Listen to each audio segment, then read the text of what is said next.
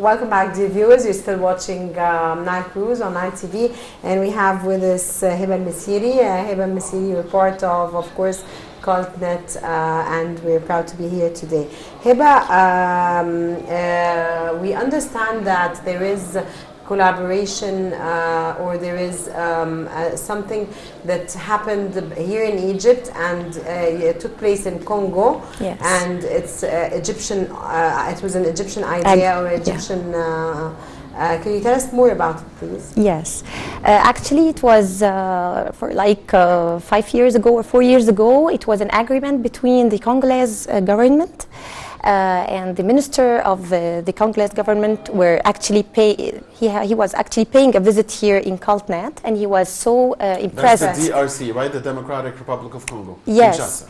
And he was very impressed about the project that we have, and he wanted to make a typical one in Kinshasa there to document their... A typical CULTNAT. Yes, a typical projection system. Not CULTNAT, but a typical projection system or a typical CULTRAMA. As you saw it. So to document their Congolese heritage, which was actually mainly two parts, the folkloric heritage and the natural heritage, because they have a huge landscapes and different kinds of folkloric and dancing. So we did this, and they went there for about 10 days to do the setup and everything, and they provided them with the photos and information, and actually, and some of our colleagues here, they are photographers. They were taking by themselves the photographs and there. It's Egyptian made. Back in the Democratic Republic of Congo, it's Egyptian made. Yes, it's Egyptian made. The folklore and the heritage, is it Egyptian as well? Or yes, they actually display both the Egyptian heritage and the Congolese heritage. Which is wonderful. Yes, in Kinshasa there.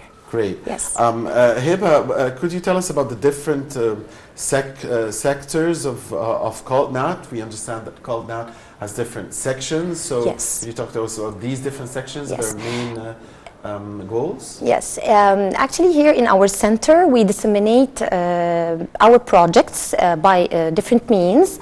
We have different showrooms here, starting from the projection system CULTRAMA, as you see, that actually the most interested part we have, which actually focus on the heritage of Egypt, starting from the Pharaonic timeline or Pharaonic civilization, then passing through the Coptic and then Islamic modern times parts. And we have different shows already, like movies concerning temples in Egypt. We have, for example, El Sadat show, we have El Azhar show, we have also Luxor show, Cairo University, Book of the Dead show. Okay, so this is not interactive like the main show. It's somehow a movie style show. Then the second room or showroom, it's a gallery, we called it the micro gallery showroom, which includes all the projects or the programs we have. So including the architectural project, the archaeological, the folkloric, the musical, the economic, the press heritage, and different kinds. We have more than 30 projects or programs that we are working on. The third one is the room that we are sitting here in. It's called the Star Riders, which display the different inventions or the Arabs' inventions, especially in the Middle Ages, starting from the 10th century till the 15th century, mainly focusing on the tools that were measuring time, like clocks, like the water clock. Where is the clock that's displayed here? Yes, here is one of them. This is supposed to be a clock? Yes, it's the water clock, one of the oldest water clocks. It was located in Damascus, but it's now destroyed. It's not existed anymore. But we did the model typical as the real one. And we have actually our engineer here, Engineer Meher, who did it typical from the dimensions that were written in the manuscript. We have the sand clock as well.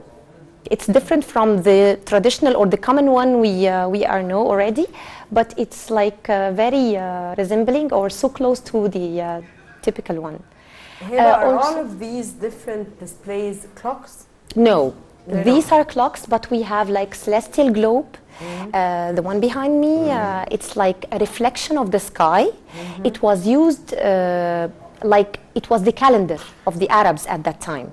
And it was used especially in the region of Khalif al-Ma'mun in the 9th century. And it was mentioned in a manuscript called the 48 Planets for Abdurrahman al-Sufi. He was one of the most famous astronomers in the 10th century.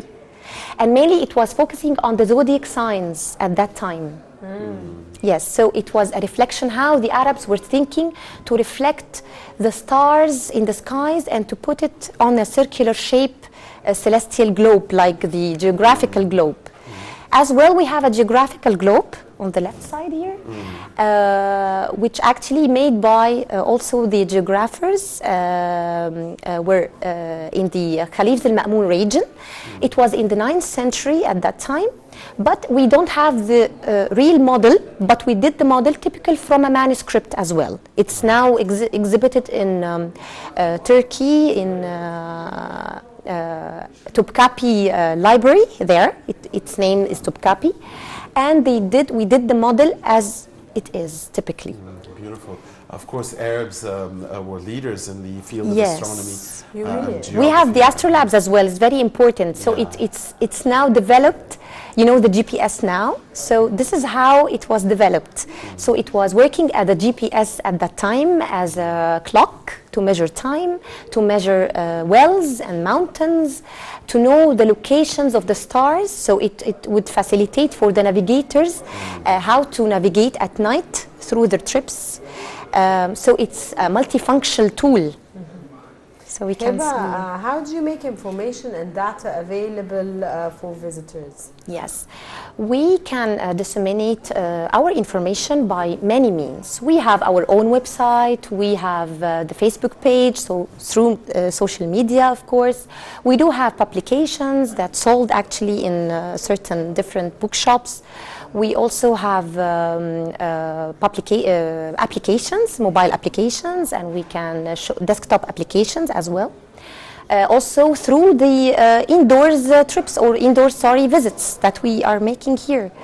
Heba, what about activities that target children? Do you target students and children in general in your activities? You want to bring your children, Muhammad? You're impressed, huh? No, I'm just... Of course, yes. This is a very nice place indeed. And it's something that we should be proud of, just like you said, Rana. Of course, we know that the word of heritage or history is a huge word. And for children, we try to facilitate how to display this to them. So actually, we can choose some shows, not all of them, of course. So it depends upon the age of children. For example, if we receive schools or children's schools, especially in the grades of grade 2 or grade 3, in aged 8 years old or 7 years old. So we have some shows to show them, like Notion of Time, that will give them a very brief show about how the universe actually contained, or starting from the Big Bang, then the dinosaurs' appearance, or the human beings after that appeared. And after this, we have shows about history, for example. So we have, of course, children do study history in schools or in the history part. So we can do this by picking some kings or some queens and do this in a very simple way. Beautiful. So the techniques of displaying is very important. And geography as well. I mean, when you talk about the atlases. Yes, and of course this room to show them the sand clock or the water clock in the Middle Ages, so they are that's a bit of science very, very impressive, to them. Heba, when you started working here, how did it click to your mind to be part of this cultural heritage that we are witnessing now? Okay, actually I've been working in the Biblioteca as a general organization till now 16 years, but I've been here... 16 years, you look much younger. Yes, but here in CULTNAT since 8 years. So this is actually giving me the feeling that I'm loving what I'm doing, I'm enjoying what I'm doing, because to give information to people and to feel like they are happy to know different information, and they are really impressed about what you are saying, especially when it comes to history or when it comes to your country's heritage or your country's history, by different means or by different ways. So this actually gives me a self-enjoyment to feel like people that they are really enjoyed it. So I like my job a lot, and I feel that I'm learning daily because I have to read on a daily basis. So to give information to people, this is something very nice and very interesting. Yeah. Heba Missiry, Visits Coordinator and Public Relations Representative at CULTNAT. Thank you very much. Thank you a lot. Thank you. Thank you so much, Heba, for joining us. Thank you. Thank you. It's my pleasure. Thank you. Right, and well, Rona, time is already up. It's already up. It was a very, very interesting episode, Mohammed. It was very stuffed, of course.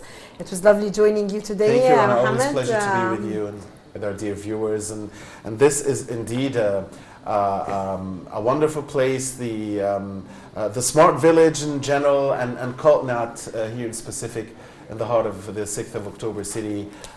We do thank you, dear viewers, for watching us on Nile TV International, and we want you to stay with us. Thank you so much, dear viewers, for joining us in today's episode of Nile Cruise. I'm Rana Al-Qassas, and I was joined with my colleague Mohammed Abdurrahim. Thank you so much.